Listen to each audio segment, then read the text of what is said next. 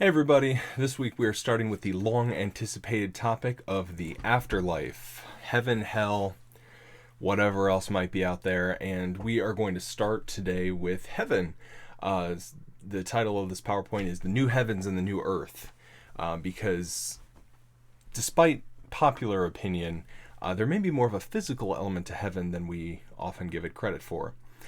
This is going to be a relatively short class. I think that as we start to talk about the concept of heaven and the afterlife in general, we're going to have to start segmenting it a little bit, breaking it up piece by piece, because there's a lot of really complicated stuff when we get into talking about the afterlife, and I think it's probably just better that we do one thing at a time. So when we start to talk about heaven, and specifically when we start to talk about anything in theology that involves deductive reasoning, we need to ask the question, what do we know? So remember, we start with what we know, and then we move on to what we can deduce. So what do we know? We know, as we can read in Matthew chapter 25, you do not know the day nor the hour of the day of the Lord, or when heaven is going to finally be revealed. 1 Thessalonians, for you yourselves know full well that the day of the Lord will come just like a thief in the night, i.e., again, you don't know when it's coming.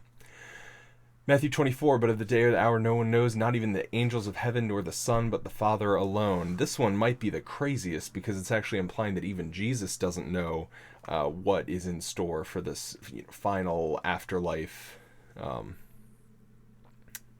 stuff. Even Jesus doesn't know, so that's kind of insane.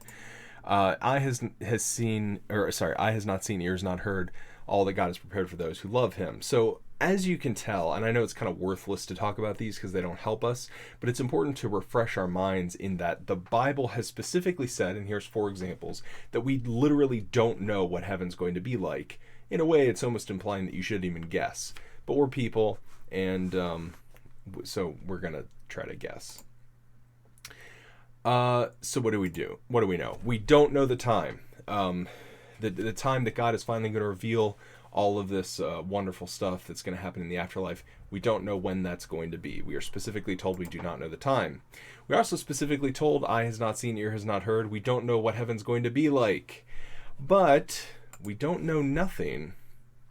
We know almost nothing, but we don't know nothing. Despite the fact that the Bible specifically tells us we don't know what heaven's going to look like, you can find countless examples in the Bible of little allusions. Both Jesus makes, you can find little facts laid out, even stretching all the way back to Genesis, that sort of point towards what heaven probably is going to be. We can take those little data points and then use our deductive reasoning skills to try to draw a logical conclusion about what heaven probably will look like. And the first and biggest data point that we're going to use begins with this empty tomb.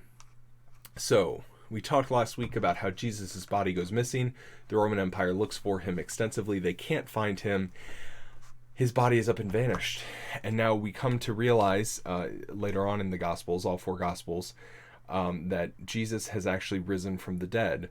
Now, depending on which gospel you read, you're going to find somewhat different accounts of this resurrection, but they all agree that Jesus is alive and well. So we start with this resurrected body. Jesus rises from the dead. Most gospel accounts agree that he visits Mary Magdalene as the first person he kind of appears to. It's worth noting that he does have a physical body here. He's not a ghost. He's not like an apparition. He isn't see-through. His body was missing, and now here it is. He is in his physical form when he speaks to Mary Magdalene and when he speaks to the other apostles. When Thomas shows up and doubts that it really is Jesus, Jesus says, "Touch my body," right? So we know that this guy had a physical body. We see him eating later on. He sits down and eats with some of the apostles. So he seems to be just a completely normal guy. Why does this matter? Because we are told that Jesus is kind of setting the example, leading the way for what the afterlife is going to be like for his followers.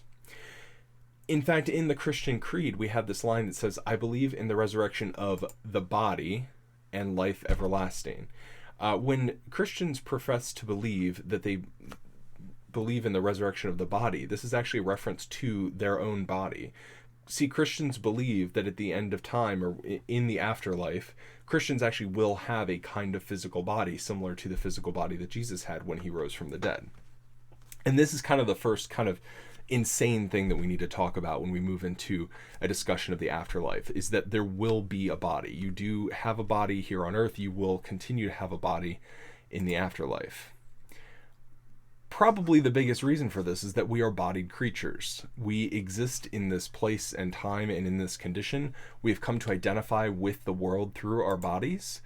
And there are countless examples through the Bible of why this is a good thing. Starting in Genesis 2, Adam and Eve are created and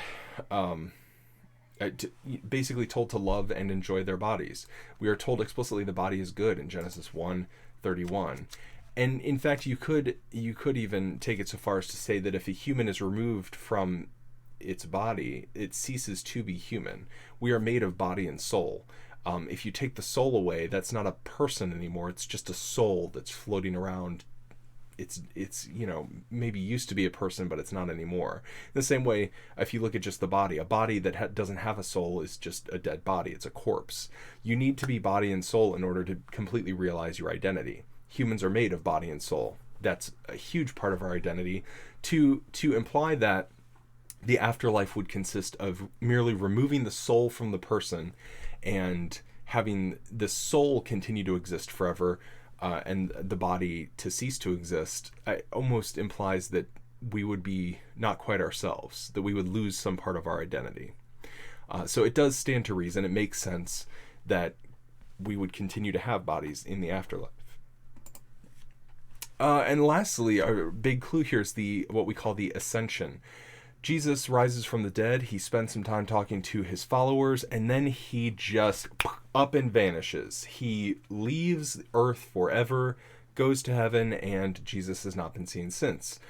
We don't know exactly how this happens. There's this sort of movement. Jesus is with the apostles in Galilee. There's this movement. He drifts east and then is sort of never seen again. Now,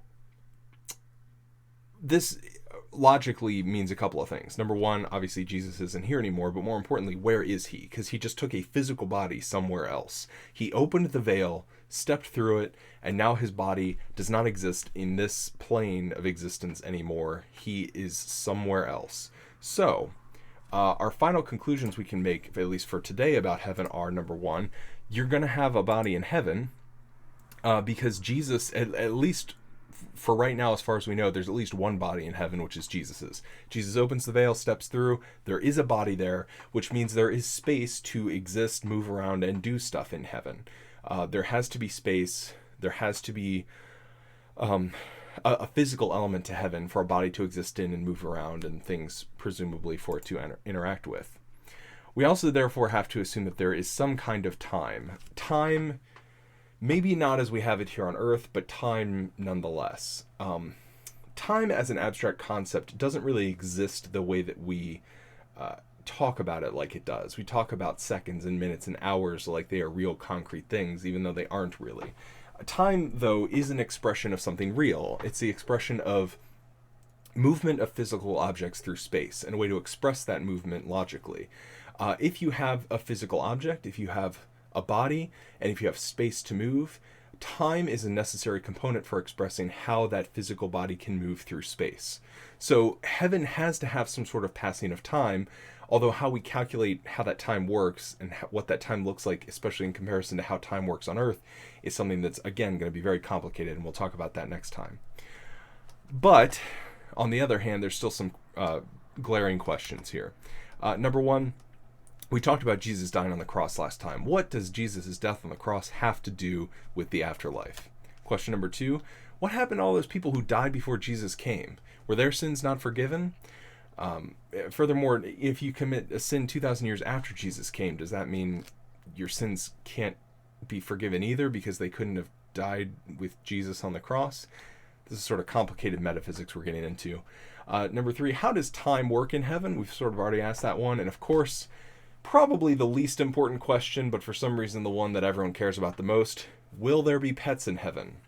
All of this and more next time we have class.